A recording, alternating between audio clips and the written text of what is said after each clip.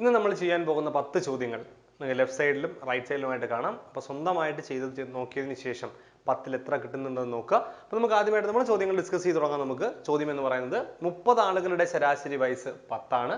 ഒരാളും കൂടി ചേർന്നാൽ ശരാശരി 11 ആയിട്ട് മാറും. അങ്ങനെയാണെങ്കിൽ പുതുതായി വന്ന ആളിന്റെ വയസ്സ് എത്ര? ഒരുപാട് തവണ നമ്മൾ ചെയ്ത് നോക്കിയിട്ടുള്ള ചോദ്യം തന്നെയാണ്. അപ്പോൾ കൺഫ്യൂഷൻ എന്ന് പറയരുത്. 30 ആളുകളുടെ ശരാശരി വയസ്സ് 10 ആണ്. 30 പേരുടെ ശരാശരി വയസ്സ് 10 ആണെങ്കിൽ നമുക്ക് ആ 30 പേരുടെ തുക കണ്ടെത്താം. ശരാശരി ഇൻറ്റു വയസ്സ്, ശരാശരി ഇൻറ്റു എണ്ണം എന്ന് പറയുന്നത്, അല്ലെങ്കിൽ എണ്ണം ഇൻറ്റു ശരാശരിയാണ് തുക എന്ന് പറയുന്നത്. നമുക്കറിയാം ശരാശരി സമം, നമ്മൾ പഠിച്ചിട്ടുണ്ട്, ശരാശരി സമം തുക ഭാഗം എണ്ണം. അപ്പോൾ അങ്ങനെയാണെങ്കിൽ തുക എന്ന് പറയുന്നത് നമുക്ക് വളരെ എളുപ്പമാണ്. നിങ്ങൾ ചോദ്യം ചോദിച്ചാൽ വേറെ ഒന്നുമില്ല. 30 ആളുകളുണ്ട്, വയസ്സ് ശരാശരി വയസ്സ് 10 ആണ്. അപ്പോൾ 30 × 10 ആയിരിക്കും അടുത്ത തുക. അപ്പോൾ അതായത് 300 ആയിരിക്കും തുക. 30 പേരുടെ തുക എന്ന് പറയുന്നത്, വയസ്സുകളുടെ തുക 300 ആണ്. ഇനി എന്ത് സംഭവിച്ചു? ഒരാളും കൂടി ചേർന്നപ്പോൾ, അതായത് എത്ര പേരായി? 31 പേരായപ്പോൾ ശരാശരി എത്രയായി? 11. സോ 31 × 11. അപ്പോൾ തുക മാറി. തുക എന്ന് പറയുന്നത് ശരാശരി ഇൻറ്റു എണ്ണം. അപ്പോൾ നമ്മളിവിടെ ഒരുപാട് കഥയൊന്നും പറയുന്നില്ല. എങ്ങനെ ചോദ്യം ചോദിച്ചു കഴിഞ്ഞാൽ കാണാതെ പഠിച്ചെങ്കിൽ വെച്ചേക്കുക, അത്രേ ഉള്ളൂ. 30 × 10 എത്ര? 300. പിന്നെ 30 പിന്നെ എന്ത് ചെയ്തു? ഒരാളുടെ വന്നു. അപ്പോൾ 30 പേരെന്ന് പറയുന്നത് എത്ര പേരായിട്ട് മാറി? 31 പേരായിട്ട് മാറി. അപ്പോൾ ശരാശരിക്ക് എന്ത് സംഭവിച്ചു? 10 ആയിരുന്നത് 11 ആയിട്ട് മാറി. അപ്പോൾ ആകെ തുക 31 × 11. അപ്പോൾ നമുക്ക് 31 × 11 ഗുണിച്ചു നോക്കാം. 31 × 11 ഗുണിക്കേണ്ട കാര്യമൊന്നുമില്ല. 30 × 31 × 10 310 നോക്കിയതിന് ശേഷം അതിനോട് 31 കൂട്ടിയാൽ മതി. പോട്ടെ. 1 3 1 3, അതായത് 1 4 3 341 നമുക്ക് കിട്ടും. അപ്പൊ എന്താ സംഭവിച്ചത്? ഒരാൾ കൂടി, നേരത്തെ 300 ആയിരുന്ന തുക ഒരാൾ കൂടി വന്നപ്പോൾ 341 ആയിട്ട് മാറി. അതിന്റെ അർത്ഥം എന്താ? അർത്ഥം വന്ന ആളുടെ വയസ്സ് 41 ആണ്. അപ്പൊ അത് മനസ്സിലായെങ്കിൽ നമ്മൾ എന്ത് ചെയ്യുക? നമ്മളൊന്ന് മൈനസ് ചെയ്യുക. 341 - 300, ഇവിടെ ഒന്ന് ആളുകളുടെ എണ്ണം ഒന്ന് മൈനസ് ചെയ്യുക. 31 - 33 1. അപ്പൊ വന്ന ഒരാളുടെ പ്രായമാണ് ഈ കിട്ടുന്നത്. എത്രയാണ്? 341 - 300 41. ഇങ്ങനെ എഴുതേണ്ട ആവശ്യമുണ്ട്. ചിലപ്പോൾ 2 പേരുടെ ശരാശരിയൊക്കെ ചോദിക്കുന്ന ഒരു ചോദ്യമുണ്ട്. അപ്പോൾ അവിടെയൊക്കെ നമുക്ക് അങ്ങനെ ചെയ്യേണ്ടത്. അതുകൊണ്ട് നമ്മളിവിടെ ആളുകളുടെ എണ്ണം കൂടെ ഒന്ന് കുറച്ച് വയ്ക്കുക. 31 - 30 ഒരാളുടെ വയസ്സ് എത്രയാണ്? 41. വളരെ വേഗത്തിൽ നമുക്ക് ചെയ്യാൻ പറ്റുന്നത്. നമ്മൾ ഒരുപാട് ചോദ്യങ്ങൾ ചെയ്ത് നോക്കിയിട്ടുള്ള ചോദ്യം തന്നെയാണ് ഈ പറഞ്ഞ ചോദ്യം. അടുത്തത് 200-നും 500-നും ഇടയിൽ 7 കൊണ്ട് നിശേഷം ഹരിക്കാവുന്ന എത്ര സംഖ്യകളുണ്ട്? ശ്രദ്ധിച്ചു വായിക്കണം. 2 തരത്തിലുള്ള ചോദ്യങ്ങൾ ഇതിനകത്ത് നിന്ന് ചോദിക്കാം. ഒന്ന്, 200-നും 500-നും ഇടയിൽ 7 കൊണ്ട് നിശേഷം ഹരിക്കാവുന്ന. എന്താ നിശേഷം ഹരിക്കാവുന്ന എന്ന് പറഞ്ഞാൽ? അപ്പോൾ നിശേഷം ഹരിക്കുന്നതിന് പകരം, അപ്പോൾ അതിന്റെ മീനിങ് മനസ്സിലാക്കിയാൽ നമുക്ക് ആ ക്വസ്റ്റ്യൻ വേറെ രീതിയിൽ ചോദിച്ചാലും ചെയ്യാൻ പറ്റും. നിശേഷം ഹരിക്കാവുന്ന എന്ന് പറഞ്ഞു കഴിഞ്ഞാൽ 7 കൊണ്ട് ഹരിക്കുമ്പോൾ ശിഷ്ടം എത്ര വരണം? 0 വരണം. റിമൈൻഡർ 0 വരണം. 7 കൊണ്ട് ഡിവൈഡ് ചെയ്യുമ്പോൾ റിമൈൻഡർ 0 വരുന്ന സംഖ്യകളാണ് നമുക്ക് ആവശ്യം. അപ്പൊ നമ്മൾ നോക്കുകയാണ് എന്താണ്? 200-നും 500-നും ഇടയിൽ 7 കൊണ്ട് നിശേഷം ഹരിക്കാവുന്ന. ചിലപ്പോൾ ക്വസ്റ്റ്യൻ ഇങ്ങനെ ചോദിക്കാം, 200-നും 500-നും ഇടയിൽ 7 കൊണ്ട് ഹരിച്ചാൽ ശിഷ്ടം 0 വരുന്ന എത്ര സംഖ്യകളുണ്ട്? ശിഷ്ടം 0 വരുന്ന ക്വസ്റ്റ്യനും ഉണ്ട്. അത് നമ്മൾ സമാന്തര ശ്രേണി ഉപയോഗിച്ചാണ് ചെയ്യുന്നത്. അത് നമുക്ക് സിലബസിനകത്ത് ഇല്ലാത്തതുകൊണ്ട് നമുക്ക് അതിന്റെ ആവശ്യമില്ല. അപ്പൊ നമുക്ക് ഇത് പഠിച്ചു വയ്ക്കാം. 200-നും 500-നും ഇടയിൽ 7 കൊണ്ട് നിശേഷം ഹരിക്കും. ശ്രദ്ധിച്ച് പഠിക്കുക. നിശേഷം ഹരിക്കാമെന്ന് പറയുന്ന വാക്ക്, അതായത് നിശേഷം ഹരിക്കാവുന്ന പറയുമെങ്കിൽ മാത്രമേ ഈ ഒരു മെത്തേഡ് യൂസ് ചെയ്യാൻ പറ്റൂ. അല്ലെങ്കിൽ റിമൈൻഡർ ശിഷ്ടം 0 ആണെന്ന് പറയുന്നെങ്കിൽ മാത്രമേ നമ്മൾ ഈ പറയാൻ പോകുന്ന മെത്തേഡ് ചെയ്യാൻ പറ്റൂ. ഇല്ലെങ്കിൽ നമ്മൾ സമാന്തര ശ്രേണി അരിത്തമെറ്റിക് പ്രോഗ്രഷനുമായി റിലേറ്റ് വേണം ചെയ്യാൻ. നോക്കാം. നമുക്ക് ചെയ്യാൻ എളുപ്പം ഇത്രേ ഉള്ളൂ. 200-നെ 7 കൊണ്ട് ഹരിക്കുക. ആദ്യത്തെ സംഖ്യ എത്ര? 200. സോ 200 നമുക്ക് എന്ത് ചെയ്യാം? 7 കൊണ്ട് ഹരിക്കാം. 200/7. അപ്പോൾ 2 7 14, ബാലൻസ് 6 60, 8 7 56. സോ ബാലൻസ് നോക്കുക. ശ്രദ്ധിക്കേണ്ട മറ്റൊരു കാര്യമുണ്ട്, കിട്ടുന്ന റിമൈൻഡർ ഒരിക്കലും 0 ആവാൻ പാടില്ല. എങ്കിലേ ഈ മെത്തേഡ് യൂസ് ചെയ്യാൻ പറ്റുള്ളൂ. 2 കാര്യമുണ്ട്. ഒന്ന്, ശിഷ്ടം 0 വരണം, നിശേഷം ഹരിക്കാവുന്ന, എങ്കിലേ ഈ മെത്തേഡ് യൂസ് ചെയ്യാൻ പാടുള്ളൂ. രണ്ടാമത്തേത്, റിമൈൻഡർ കിട്ടും. ഹരിക്കുമ്പോൾ കിട്ടുന്ന റിമൈൻഡർ എപ്പോഴും എന്തായിരിക്കണം? 0 അല്ലാതിരിക്കണം. 0 ആണെങ്കിൽ കിട്ടില്ല, നോൺ 0 നമ്പർ ആയിരിക്കണം. രണ്ടാമത്തെ സംഖ്യ എടുക്കുക. എത്ര? 500. 500-നെ നമ്മൾ എത്ര കൊണ്ട് ഹരിക്കുന്നു? നമ്മൾ ഈ പറഞ്ഞ 7 കൊണ്ട് ഹരിക്കുന്നു. അപ്പോൾ 7 49. ബാലൻസ് 1 10, 1 7 7. ഇവിടെയും ബാലൻസ് നോക്കി റിമൈൻഡർ 3 ആണ്, 0 അല്ല. അപ്പോൾ നമുക്ക് ഈ മെത്തേഡ് യൂസ് ചെയ്യാം. അങ്ങനെയാണെങ്കിൽ 200-നും 500-നും ഇടയിൽ 7 കൊണ്ട് ഹരിക്കുന്ന എത്ര സംഖ്യകളുണ്ടെന്ന് ചോദിച്ചു കഴിഞ്ഞാൽ അതാ നമ്മൾ ഇവിടുത്തെ ഹരണഫലവും ഇവിടുത്തെ ഹരണഫലവും തമ്മിൽ കുറച്ചാൽ മതി. അതായത് 71 - 28. 18 കുറച്ച 3 ആണ്. ഇതിന് 6 - 2 എന്ന് പറയുന്നത് 4 ആണ്. 43. ഇത്രേ ഉള്ളൂ. അപ്പോൾ ഇങ്ങനെയാണ് ഈ ഒരു ചോദ്യം ചെയ്യുന്നത്. അപ്പോൾ ഓർമ്മിക്കുക, നിശേഷം ഹരിക്കാമെന്ന് കണ്ടാൽ, അതുപോലെ ഇവിടെ എന്തും ശിഷ്ടം 0 വരാതിരുന്നാൽ മാത്രമേ നമുക്ക് ചെയ്യാൻ പറ്റുള്ളൂ. മൂന്നാമത്തെ ചോദ്യം, ചെറുതേതെന്നുള്ള ചോദ്യം. ഏതാണ്? ഭിന്നസംഖ്യയുമായി ബന്ധപ്പെട്ടുള്ള ചെറുതേതെന്നുള്ള ചോദ്യം. ശ്രദ്ധിക്കേണ്ട കാര്യം, നമ്മൾ ക്വസ്റ്റ്യൻ കിട്ടിയ ഉടനെ നോക്കുക, എല്ലാത്തിനെയും ഛേദം ഒരുപോലെയാണോ നോക്കുക. ഛേദം ഒരുപോലെ അല്ല. അപ്പം നമ്മൾ ഛേദം നമ്മൾ പറഞ്ഞാണ്, നമ്മൾ ക്ലാസ്സിനകത്ത് പറഞ്ഞതാണ്. ഇനി ഛേദം ഒരുപോലെ അല്ല എങ്കിൽ അംശങ്ങൾ ഒരുപോലെയാണോ നോക്കുക. അംശങ്ങൾ ഒരുപോലെ അല്ല. ഇനി അതുമല്ലെങ്കിൽ നമ്മൾ ഛേദം മൈനസ് അംശം ഒന്ന് കുറച്ച് നോക്കുക. ഈ ഛേദവും അംശവും തമ്മിലുള്ള ഡിഫറൻസ് നോക്കുക. 17 - 12 5. 26 മൈനസ് 21 5, 14 മൈനസ് 9 5, 12 മൈനസ് 7 5. ശ്രദ്ധിക്കുക, ഇവിടെ 17 മൈനസ് 12 5ഉം ഇവിടെ തിരിച്ചാണ് നടക്കുന്നത്. 26/21 നടക്കുന്നെങ്കിൽ നമുക്ക് ഈ മെത്തേഡ് യൂസ് ചെയ്യാൻ പറ്റില്ല. ഛേദത്തിൽ അംശം കുറച്ചാൽ എല്ലായിടത്തും ഛേദത്തിൽ അംശം കുറച്ച് നോക്കാം. അപ്പോൾ നമ്മൾ നോക്കുമ്പോൾ എന്താ, എല്ലായിടത്തെയും ഡിഫറൻസ് ഒരുപോലെയാണ്. വ്യത്യാസം ഒരുപോലെ. വ്യത്യാസം ഒരുപോലെയാണെങ്കിൽ ചെറുത് ചോദിച്ചാൽ ചെറിയ അംശവും ചെറിയ ഛേദമുള്ള സംഖ്യ എടുത്താൽ മതി. ചെറിയ അംശം ഏതാനകത്ത് 7, ചെറിയ ഛേദം ഏതാ 12. സോ 7/12 ആയിരിക്കും ചെറുത്. ഇനി വലുത് ചോദിച്ചാലോ, വലിയ അംശവും വലിയ ഛേദവും. വലിയ അംശം 21/26, അപ്പോൾ അതായിരിക്കും വലുത്. വലുത് ചോദിച്ചാൽ വലിയ സംഖ്യ, വലിയ ഛേദവും വലിയ അംശവും. ചെറുത് ചോദിച്ചാൽ ചെറിയ ഛേദവും ചെറിയ അംശവും. അതാണ് നമ്മൾ ആ ഒരു ചോദ്യത്തിന് ചെയ്യേണ്ടത്. അപ്പോൾ 3 കാര്യങ്ങൾ നോക്കുക. ഛേദങ്ങൾ ഒരുപോലെയാണെന്ന് നോക്കുകയെങ്കിൽ ഛേദത്തിന്റെ പ്രത്യേകത യൂസ് ചെയ്യുക. ഇനി അംശങ്ങൾ ഒരുപോലെയാണെങ്കിൽ അംശങ്ങളുടെ പ്രത്യേകത നമ്മൾ ക്ലാസ്സിനകത്ത് പറഞ്ഞിട്ടുണ്ട്, സ്പെഷ്യൽ എടുത്ത് പറഞ്ഞു. അപ്പോൾ നമ്മൾ അതിന്റെ ലിങ്ക് താഴെ കൊടുത്തിട്ടുണ്ട്. നിങ്ങൾ പറഞ്ഞതാണ് നമ്മൾ ചെയ്തിട്ടുള്ള പ്രിലിംസിന് പഠിച്ചിട്ടുള്ള എല്ലാ വീഡിയോസിന്റെയും ടോപ്പിക് ക്ലാസ്സുകൾ നമ്മൾ താഴെ ടോപ്പിക് ക്ലാസ്സും കൊടുത്തിട്ടുണ്ട്, പ്രീവിയസ് ഇയർ ക്വസ്റ്റൻ അനാലിസിസും കൊടുത്തിട്ടുണ്ട്. നമ്മൾ അതിനകത്ത് കൊടുത്തിട്ടുണ്ട്. അപ്പോൾ അത് നോക്കിയാൽ ക്ലിയർ ആയിട്ട് മനസ്സിലാവും. അപ്പോൾ നമ്മൾ ചെയ്യേണ്ടത്, ചെറുത് ചോദിക്കുമ്പോൾ ഡിഫറൻസ് ഒരുപോലെയാണെങ്കിൽ നമ്മൾ എന്ത് ചെയ്യുക, വലിയ സംഖ്യകൾ എടുത്തു കഴിഞ്ഞാൽ വലിയ ഛേദവും വലിയ അംശവും എടുത്തു കഴിഞ്ഞാൽ നമുക്ക് വലിയ സംഖ്യ കിട്ടും. ചെറിയ ഛേദവും ചെറിയ അംശവും എടുത്തു കഴിഞ്ഞാൽ നമുക്ക് ചെറിയ സംഖ്യയും കിട്ടും. അപ്പോൾ ഇങ്ങനെയാണ് ഈ ഒരു ചോദ്യങ്ങൾ നമ്മൾ ചെയ്യുന്നത്, സാധാരണഗതിയിൽ നമ്മൾ ചെയ്തു വിടുന്നത്. ഓക്കെ, അപ്പോൾ നമ്മൾ 4ാമത്തെ ചോദ്യത്തിലേക്ക് വരികയാണ്. 11 കൊണ്ട് നിശേഷം ഹരിക്കാവുന്ന സംഖ്യ ഏത്? 11 കൊണ്ട് നിശേഷം ഹരിക്കാവുന്ന സംഖ്യ വളരെ എളുപ്പമാണ് നമുക്ക് ചെയ്യാൻ. നമ്മൾ ഓൾട്ടർനേറ്റ് സംഖ്യകൾ എടുത്ത് കൂട്ടുക. ഓൾട്ടർനേറ്റ് നോക്കി, ഇവിടെ കൂട്ടുക 1ഉം 2ഉം 3, 3 8 11, 11 കിട്ടിയത്. ഇനി ബാക്കി അവശേഷിക്കുന്ന ഓൾട്ടർനേറ്റ് 1 2 3 3 7 10. അവിടെ 1 പിന്നെ അതായത് 1 വിട്ട സംഖ്യകളാണ് ഓൾട്ടർനേറ്റ് എന്ന് പറയുന്നത്. 1 പിന്നെ 2 പിന്നെ 7 കൂട്ടും 7 2 9 10. ഇനി ഇവിടെ നോക്കിയേ, അടുത്ത് ഇനി അവശേഷിക്കുന്ന ഓൾട്ടർനേറ്റ് 2 8 8 16. അപ്പോൾ നേരത്തെ കിട്ടിയത് 10, ഇപ്പോൾ 16. 10 മൈനസ് 16 ചെയ്ത് നോക്കുക. അതായത് ഓൾട്ടർനേറ്റ് സംഖ്യകൾ എടുക്കുക, തമ്മിൽ കുറച്ച് നോക്കുക. ഇതിന്റെ തുക 1 + 2 3, 3 7 10. ആ 10ൽ നിന്നും എന്ത് കുറച്ച് നോക്കുക, -8 - 8 8 + 8 16 കുറയ്ക്കുക. നമുക്ക് -6 അല്ലെങ്കിൽ 6 കിട്ടുന്ന ചേർന്ന് കുറച്ചാൽ വലുതിന് ചേർന്ന് കുറച്ചാലും മതി. നമ്മളിങ്ങനെ കുറയ്ക്കുമ്പോൾ 0 ആണ് കിട്ടുന്നതെങ്കിൽ നമുക്ക് പറയാം അത് 0യോ 11 ആണ് കിട്ടുന്നതെങ്കിൽ നമുക്ക് പറയാം ആ സംഖ്യ എന്ന് പറയുന്നത് 11ന്റെ ഗുണിതമാണ്. ഇവിടെ നോക്കി, ഇവിടെ -6 കിട്ടിയത്, 0 അല്ല 11ന്റെ ഗുണിതമല്ല.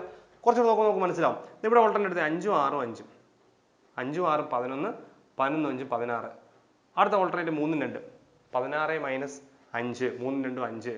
ഇവിടെ കൂട്ടുക 16, 16 മൈനസ് 5 എന്ന് പറയുന്നത് 11 ആണ്.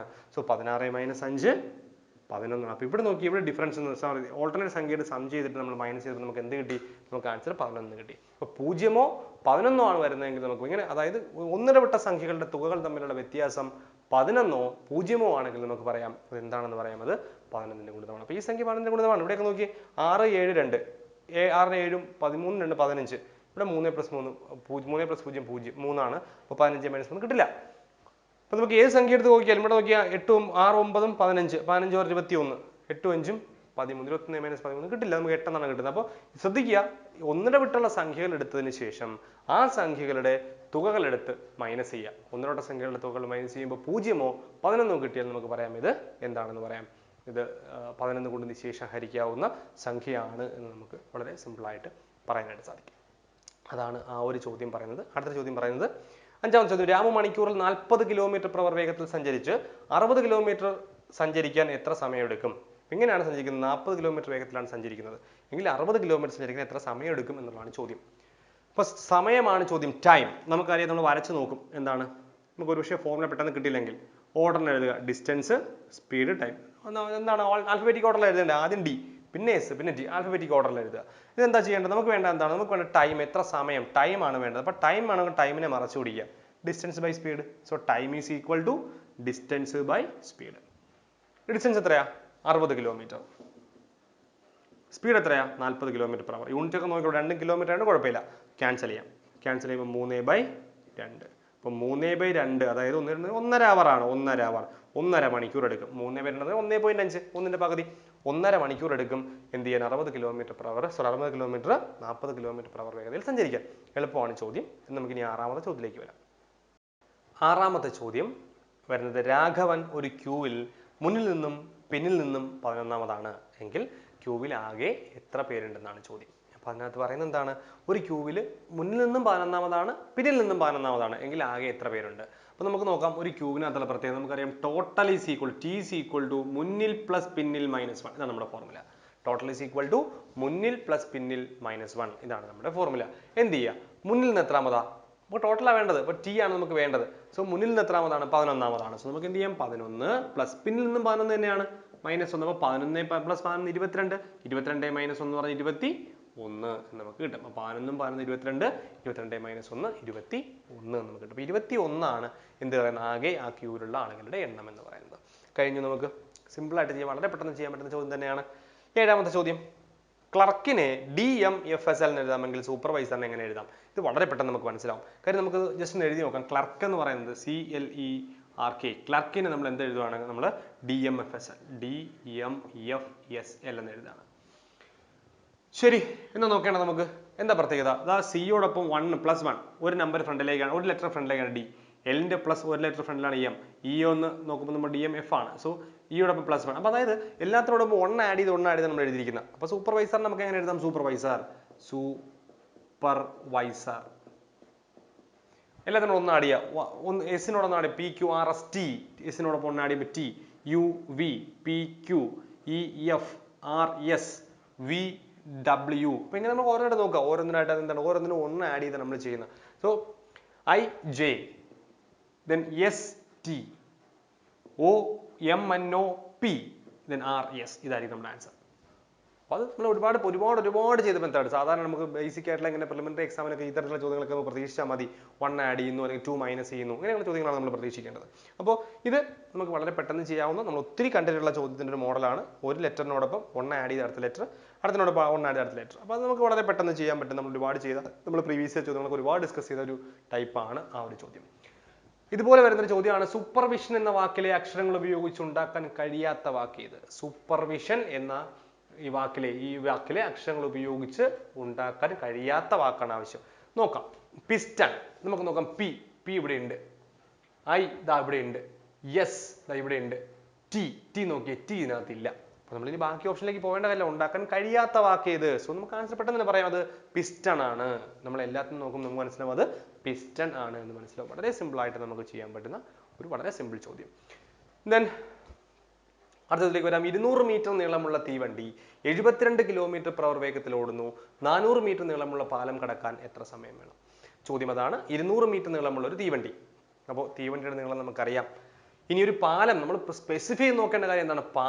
പാലമാണ്. അതായത് നീളമുള്ള ഒരു വസ്തുവാണെങ്കിൽ പാലം, ടണല്, തുരങ്കം, അതുപോലെ തന്നെ ഒരു പ്ലാറ്റ്ഫോം, ഇങ്ങനെയുള്ള നീളമുള്ള അല്ലെങ്കിൽ മറ്റൊരു ട്രെയിൻ, ഇങ്ങനെയൊക്കെയുള്ള നീളമുള്ള ഒരു വസ്തുവിനെ ഒരു തീവണ്ടി കടന്നു പോകാൻ എടുക്കുന്ന ദൂരം, അത് സഞ്ചരിക്കേണ്ട ദൂരം, ഡിസ്റ്റൻസ് എന്ന് പറയുന്നത് എപ്പോഴും തീവണ്ടിയുടെയും ആ പ്ലാറ്റ്ഫോമിന്റെയും ആ പാലത്തിന്റെയും നീളത്തിന് തുകയ്ക്ക് തുല്യം. 200 + 400 600 മീറ്റർ ആയിരിക്കും സഞ്ചരിക്കേണ്ട ദൂരം, ഡിസ്റ്റൻസ് എന്ന് പറയുന്നത്.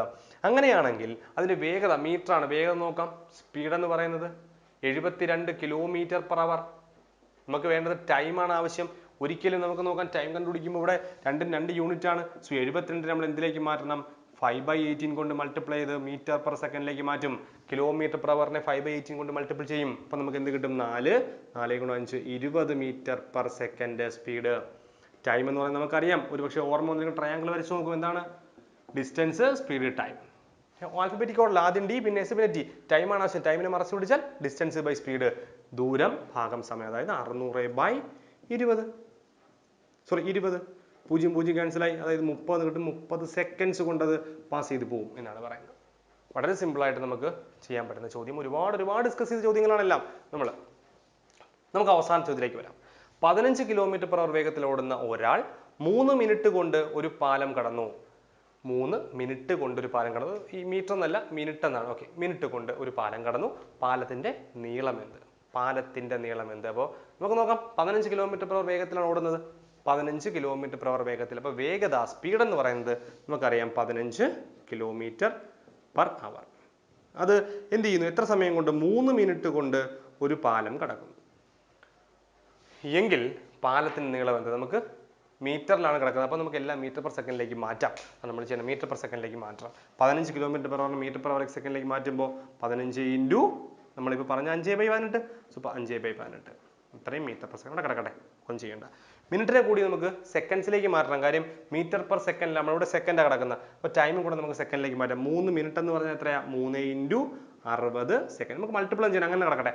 3 × 60 സെക്കൻഡ്. അപ്പോൾ നമുക്ക് നോക്കാം എന്താ പാലത്തിന്റെ നീളം, അതായത് നീളം, സഞ്ചരിക്കേണ്ട ദൂരം. ഞാൻ പറഞ്ഞു, അങ്ങനെ നമ്മളൊരു ദൂരം സഞ്ചരിക്കണമെങ്കിൽ പാലത്തിന്റെ നീളമായിരിക്കും നമ്മുടെ ദൂരം എന്ന് പറയുന്നത്. കാര്യം എന്താ? ഒരാൾ പാലത്തിന്റെ ഒരു എൻഡിൽ നിന്നും അടുത്ത എൻഡ് കടന്നു പോകുമ്പോഴാണ് 3 മിനിറ്റ് കൊണ്ട് പാലം കടന്നുപോയി. അപ്പോൾ പാലത്തിന്റെ ഒരു എൻഡ് മുതൽ മറ്റേ എൻഡ് വരെ സഞ്ചരിക്കുന്ന സമയം, അതായത് പാലത്തിന്റെ നീളം എന്ന് പറയുന്ന അയാൾ സഞ്ചരിക്കുന്ന ദൂരം. കാര്യം പാലത്തിന്റെ ഒരു എൻഡ് മുതൽ മറ്റേ അറ്റം വരെ എത്തുന്ന സമയമല്ല സഞ്ചരിക്കുന്നത്. അതായത് പാലത്തിന്റെ നീളമാണ് നമുക്ക് കണ്ടുപിടിക്കുന്നത്. പാലത്തിന്റെ നീളം എന്ന് പറഞ്ഞാൽ ദൂരം തന്നെയാണ്, സഞ്ചരിച്ച ദൂരം തന്നെയാണ്. സോ ഡിസ്റ്റൻസ് ആണ് ചോദ്യം. ഡിസ്റ്റൻസ് പറയാൻ നമുക്കറിയാം എന്താ, ഡിസ്റ്റൻസ് അങ്ങ് മറച്ചു പിടിച്ചു. അപ്പോൾ speed into time, speed into time. അപ്പോൾ നമ്മൾ എന്ത് ചെയ്യും, സ്പീഡ് ഇൻറ്റു ടൈം. സ്പീഡ് എന്താ, സ്പീഡ് 15 × 5/12. യൂണിറ്റ് എപ്പോഴും ശ്രദ്ധിച്ചോളുക. യൂണിറ്റ് നമ്മൾ നോക്കുക. അതുകൊണ്ടാണ് ഞാൻ ഓപ്ഷൻ കൂടെ ബാക്കി ക്വസ്റ്റ്യൻ ചെയ്തില്ലെങ്കിൽ ഇവിടെ ഓപ്ഷൻ കൂടി എഴുതിയിരിക്കുന്നത്. ഓപ്ഷൻ കണ്ട് നമുക്ക് മനസ്സിലാക്കാൻ. ഇൻറ്റു, ഇപ്പോൾ സ്പീഡ് എഴുതി 15 × 5/8. എത്രയാ, 3 × 60. നമുക്ക് 3ഉം 18ഉം ക്യാൻസൽ ചെയ്യാം. 6 6 3 18, 6ഉം 60ഉം ക്യാൻസൽ ചെയ്യാം. 10 10 6 60. നമുക്ക് നോക്കാം 15 × 5. 15 × 5 15 × 4 60, 75. 75 × 10 750 മീറ്റർ. അപ്പോൾ പാലത്തിന്റെ നീളം എന്താണ്, 750 മീറ്റർ. എന്തെങ്കിലും ഒരു ചെറിയ ക്ലാരിറ്റി കുറവുണ്ടെങ്കിൽ കൃത്യമായും പറയുക. അപ്പോൾ ഇതാണ് 10 ചോദ്യങ്ങൾ എന്ന് പറയുന്നത്. അപ്പോൾ നമ്മൾ ഇത്രയും ചോദ്യങ്ങൾ ചെയ്ത് പഠിക്കുന്നതിലൂടെയാണ് നമ്മൾ എപ്പോഴും നമ്മൾ കുറച്ചുകൂടി ഡെവലപ്ഡ് ആയിട്ട് വരുന്നത്. ശ്രദ്ധിക്കുക, വളരെ നന്നായിട്ട് ഈ ചോദ്യങ്ങളൊക്കെ ചെയ്ത് പഠിക്കുക. അപ്പോൾ 10 ചോദ്യങ്ങളാണ് ഡെയിലി നമ്മൾ ചെയ്യുന്നത് കണക്കാക്കണ്ട. നമുക്കിനി എത്ര ദിവസം ഉണ്ടെന്ന് ആലോചിക്കുക. അത്രയും ദിവസം നമ്മൾ 10 ചോദ്യങ്ങൾ വെച്ച് ചെയ്ത് പോകുമ്പോൾ നമുക്ക് എത്രത്തോളം ചോദ്യങ്ങൾ അവൈലബിൾ ആയില്ലെങ്കിൽ നമുക്ക് എത്ര ചോദ്യങ്ങൾ നമ്മൾ പഠിക്കുമെന്ന് കൂടി ഓർക്കുക. അപ്പോൾ ഇങ്ങനെ നമുക്ക് ചോദ്യങ്ങൾ ചെയ്ത് മുന്നോട്ട് പോകാം. തീർച്ചയായിട്ടും നിങ്ങളുടെ സജഷൻസ്, നിങ്ങളുടെ കമൻസ് ഒക്കെ കമന്റ് ബോക്സിൽ നിങ്ങൾ പറയുക. നിങ്ങൾക്ക് എന്തെങ്കിലും ഒരു സജഷൻ പറയാനുണ്ട് എങ്കിൽ തീർച്ചയായിട്ടും പറയുക. അപ്പോൾ നമുക്ക് മറ്റൊരു വീഡിയോ ആയിട്ട് വീണ്ടും അടുത്ത ക്ലാസ്സിൽ